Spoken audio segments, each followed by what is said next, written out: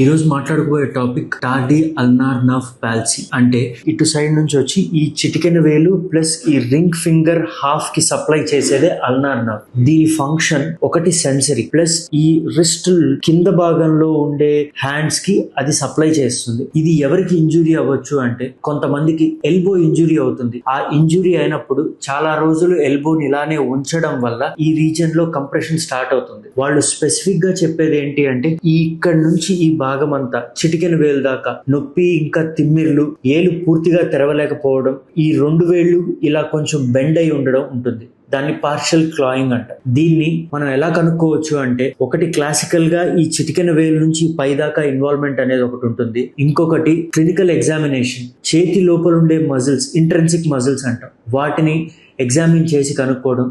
ఇంకోటి nerve conduction study, nerve కి stimulation ఇచ్చి అది ఎలా పనిచేస్తుంది, దాని ఫంక్షన్ అని తెలుసుకొని అలా డయాగ్నోస్ చేస్తాం. చేసిన తర్వాత ఇది కానీ బాగా ఎర్లీ స్టేజ్ లో ఉంటే కేవలం మాత్రలు, హాట్ ఫర్మెంటేషన్ వీటితో దాన్ని తగ్గించుకునే ఛాన్స్ ఉంటుంది. అదే ఇది కానీ లేటర్ స్టేజెస్ లో ఉండి వేళ్లు పూర్తిగా తెరవలేకపోవడం ఇలా గానీ అవుతుంది అంటే దాన్ని ఓపెన్ చేసుకొని సర్జరీ చేసి నర్వ్ ఏదైతే ఉందో అది ఎక్కడైతే ప్రెస్ అవుతుందో దాన్ని ముందుకి ట్రాన్స్ఫర్ చేయాల్సి ఉంటుంది.